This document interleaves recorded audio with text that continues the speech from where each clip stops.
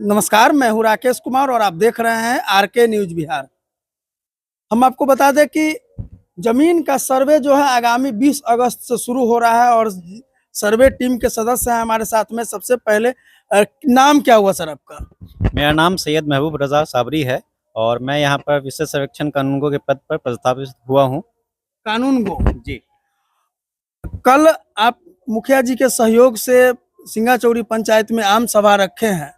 वो तो आम सभा में जो पब्लिक को जानकारी देनी होगी, ठीक है, दे दीजिएगा, लेकिन हम चाहते हैं कि जमीनी सर्वेक्षण में बारीकी से बारीकी चीज जो मूल आवश्यकता की चीज है, इसमें किन किन कागजातों की जरूरत पड़ने वाली है आम रैयतों को, उसकी जानकारी अब दीजिए। नमस्कार। सर्वप्रथम मैं आरके न्यूज़ को धन्यवाद कहना चाहता हूँ कि हमारी बातों को सर्वेक्षण कार्य जो शुरू हो रहा है उस बातों को आप लोगों तक पहुँचाने की कोशिश कर रहे हैं। जैसा कि आप लोगों को अभी मुखिया जी ने बताया है कि विशेष सर्वेक्षण का कार्यक्रम 20 अगस्त से शुरू हो रहा है। उसके लिए सभी ग्रामवासियों को सूचना देने हेतु कल आम सभा का आयोजन किया जा रहा है। सिंगाचौरी पंचायत में 3 राजस्व ग्राम हमारा पड़ता है, एक सिंगाचौरी, एक पतलुक्का और एक उखरा। तो तीनों राजस्व ग्राम के लिए अलग अलग समय पर आम सभा का आयोजन किया जा रहा है।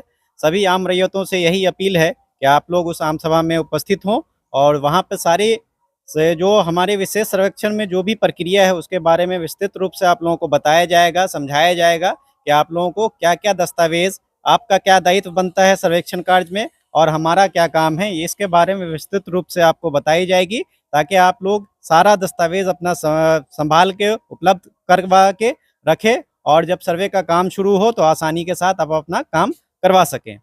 जैसा कि आप लोग जानते हैं कि इससे पूर्व जो सर्वे हुआ है आपके ज़िला में वो 1960 के दशक में सर्वे हुआ था, जिसको हम लोग रिविजनल सर्वे बोलते हैं।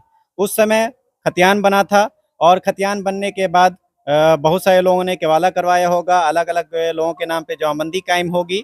तो उसी को अपडेट करने हेतु बिहार सरकार की तरफ से एक अभियान चलाया गया है, एक योजना चलाया गया है जिसका नाम विशेष सर्वेक्षण है। विशेष सर्वेक्षण जो है एक तरह का नया सर्वे का काम हो रहा है और इस नए सर्वे में नया खतियान बनने का काम होगा। पुराने सर्वे में आप लोग देखते होंगे कि आपके पूर्वज का नाम होगा और उनकी मृत्यु हो चुकी होगी। अब उनके बेटे होंगे, पोते होंगे, इस तरह वंश आगे बढ़ा और आज भी जो दस्तावेज, सरकारी दस्तावेज है, उसमें आपके पूर्वज का ही नाम दर्ज है। तो बिहार सरकार ने ये सोचा कि अभी जो पुराना दस्तावेज है, जैसे खतियान है, पुराना केवाला है, पुरानी जमाबंदी है, ये सारी चीज़ को अपडेट करके अभी वर्तमान स्थिति में जो उसको जोत आबाद रहे हैं, जो पूर्वज की ज़मीन आप अपने वंश होने के नाते वो जोत रहे हैं, वो आपके नाम पे अपडेट होके आपके नाम से पर्सनल खतियान बन जाए। पूर्व के सर्वे में आपके पूर्वज के नाम पर अगर खतियान होगा तो अभी आप लोग बंटवारा किए होंगे, बंटवारा करके जोत आबाद कर रहे होंगे, लेकिन नक्शा जो है वो आज भी एक ही है। जोत आबाद हिस्सेदारी के हिसाब से कर रहे होंगे, लेकिन नक्शा जब गाँव का देखते होंगे तो आज भी एक ही नक्शा मिलता होगा।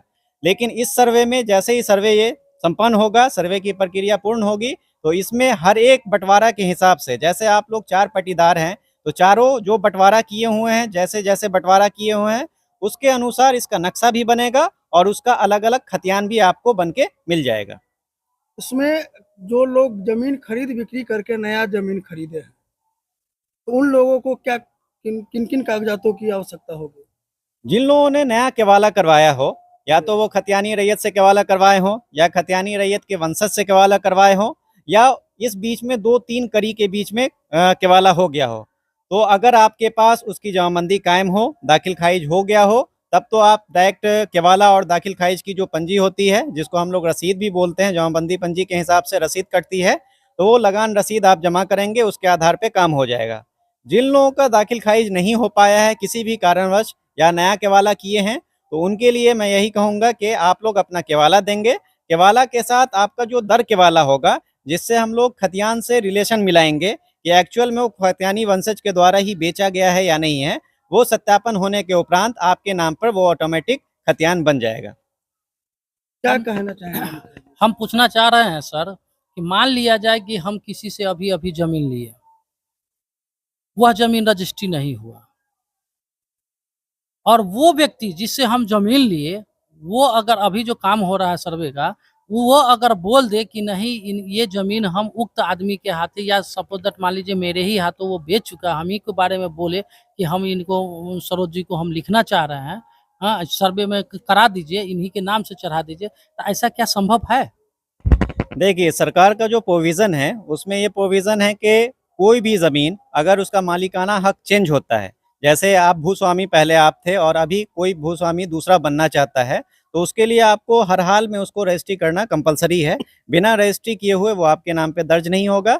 एक केस बनता है जैसे कि खतियानी वंशज हैं आप, खतियानी वंशज में आपसी बँटवारा होता है, तो आपसी बँटवारे में अगर वो हिस्सेदारी में आपको आती है, तब वो आपके नाम पे दर्ज हो सकता है। जैसे पूर्व में होता था ऐसा कि बड़े भाई जो होते हैं घर के गार्जियन होते थे, तो बड़े भाई के नाम पर केवाला हो गया, लोग ये मान लेते थे कि सभी का हिस्सा उसमें होगा। तो अगर ऐसा है कि बड़े भाई के नाम पे सिर्फ केवाला है और वो अपने छोटे भाइयों को उसमें हिस्सा देना चाहते हैं, तो वो अपनी सहमति से एक शेड्यूल बना के पेश करेंगे, तब वो बाकी भाइयों का उसमें हिस्सा दर्ज हो जाएगा, उनके नाम पे खतियान बन जाएगा। लेकिन अगर वो वंश के बाहर की बात हो गई, जैसे आपके नाम पे केवाला है और आपके वंश के बाहर किसी को बेचना चाह रहे हैं, तो जब तक आप रजिस्ट्री नहीं करेंगे तब तक आपके नाम से खतियान नहीं बनेगा। अगर एक चीज और मान लीजिए कि स्थल हमारे नाम, हमारे पूर्वज के नाम से हम 10 कट्ठा जमीन जोत रहे हैं, हम 2 भाई हैं, तो 5-5 कट्ठा का हिस्सा हुआ, एक प्लॉट में 10 कट्ठा के कोला में 2 आदमी हुए, 5-5 कट्ठा का हो गया, तो क्या अमीन साहब उसको एक ही जगह रहने देंगे कि उसको अलग, जैसे-जैसे हम लोग बाँटे हुए वैसे करते चले जाएँगे? देखिए, सर्वे में ये आप लोगों को पूरा ऑप्शन दिया गया है कि अगर आप लोग बँटवारा करना चाहते हैं, तो उस बँटवारे के लिए एक शेड्यूल बनता है। वो बँटवारा शेड्यूल बना के अगर हमको देंगे आप, तो अगर जैसे आपने बताया अभी कि 10 कट्ठा का एक प्लॉट था, मेरे पिताजी के नाम पे था और पिताजी के मृत्यु के उपरांत 2 भाई हम थे और दोनों भाइयों ने 5-5 कट्ठा का बँटवारा कर लिया। तो अगर दोनों भाई सहमति से उसका बँटवारा करके शेड्यूल लाके हमको देंगे, तो फिर दोनों भाई के नाम से अलग-अलग खतियान भी बनेगा और 5-5 कट्ठा का प्लॉट भी अलग-अलग दर्ज हो जाएगा। अच्छा, जमीन रजिस्ट्री का जो है, अगर किसी कारणवश मतलब जमीन खरीदा, रजिस्ट्री है, उसका दाखिल खारिज नहीं हुआ, वैसे परिस्थिति में क्या होगा? देखिए, दाखिल खारिज कंपल्सरी नहीं है खतियान में। अगर ज़मीन आप रजिस्ट्री कराते हैं और ये हम पा लेते हैं कि जो पूर्व का खतियान है, उससे आपका रिलेशन मैच हो रहा है, यानी कि आपके केवाला का रिलेशन मैच हो जा रहा है, तो वो सत्यापित अगर हो जाता है, तो वो बिना दाखिल खारिज के भी सर्वे में खतियान बन सकता है। उसके लिए आपको या तो दरकेवाला प्रस्तुत करना पड़ेगा या जिनसे आप केवाला करवाए हैं, उनके नाम पे जमाबंदी कायम होनी चाहिए। अगर दोनों में से कोई भी एक चीज़ है, तो आपका उसके अनुसार खतियान बन जाएगा। अच्छा, एक बात और समझना चाह रहे थे आपसे कि मान लीजिए कोई ज़मीन हमारे पूर्वज डोनेट कर दिए हुए हैं बिहार सरकार के नाम से। जिस सरकारी भवन के लिए या किसी भी चीज़ के लिए, अगर उस पर उक्त भवन पर अगर कोई भवन नहीं, उस उक्त स्थल पर कोई भवन नहीं बन पाया, तो क्या वो ज़मीन हमारा हो सकता है? देखिए, जब लोग भूदान करते हैं, तो भूदान में बहुत तरह का टर्म्स एंड कंडीशन लगाते हैं। अगर आपके पूर्वज के द्वारा कहीं पर दान किया गया है, कोई ज़मीन दान की गई है किसी संस्था के लिए, सरकारी संस्था के लिए, तो उसमें टर्म्स एंड कंडीशन देखना पड़ेगा। बहुत सारे लोग जब दान करते हैं, तो उसमें टर्म्स लिख देते हैं कि अगर इस ज़मीन पर उक्त जिस चीज़ के लिए हम दान कर रहे हैं, जिस संस्था के लिए दान कर रहे हैं, जिस विभाग के लिए दान कर रहे हैं, अगर वो विभाग उस पे नहीं, उसका बिल्डिंग हो या फिर उसका संचालन हो, उस ज़मीन पे नहीं हुआ, तो वो ऑटोमेटिक वापस हो जाएगी भूदारी के पास। अगर इस तरह का आपके पास टर्म्स कंडीशन उस पे लिखा हुआ है और हम स्थल पे पाते हैं कि वहाँ पर वो कोई चीज़ ऐसा नहीं बना है और जो समय सीमा उसमें निर्धारित किया गया है, उस समय सीमा के अंदर वो चीज़ नहीं बना है, तब तो वो भूदारी के पास वापस हो जाएगी। अगर ऐसा टर्म्स एंड कंडीशन नहीं लिखा हुआ है, तो वो यथावत जिस संस्था के नाम पर या जिस विभाग के नाम पर दान किया गया है, उनके नाम से खतियान बनेगा। सर एक चीज़ और समझना चाह रहे थे कि अगर सर्वे में अगर हम 4-5 भाई हैं और 5 भाई हमारे एक पास 10 एकड़ ज़मीन है, तो हम लोग आपस में शेड्यूल बना करके किसके नाम से कौन खेसरा नंबर है, किसके नाम से क्या है, वो सब आपको देना पड़ेगा या उसका क्या प्रोसेस है? देखिए, बँटवारा करने के लिए सबसे बड़ा प्रोसेस यही है कि आपका जो पूर्व का जो भी कागज़ होगा, या तो केवाला होगा या खतियान होगा, वो आप उसमें लगाइए। पूर्वज के नाम पे ज़मीन है, तो वंशावली हर हाल में लगेगा और वंशावली में आम रैयतों को ये सूचित करना हम चाहेंगे कि एक चीज़ का हमेशा ख़्याल रखिएगा, जो चीज़ आम तौर पर नहीं करते हैं लोग, ये नहीं करते हैं कि वंशावली जब बनाते हैं, तो अपने बहन, बेटी ये सब का नाम उसमें दर्ज नहीं करते हैं। लोग ये सोचते हैं कि अगर उसमें नाम दर्ज कर देंगे तो उसमें उसकी हिस्सेदारी हो जाएगी। ऐसा नहीं होता है।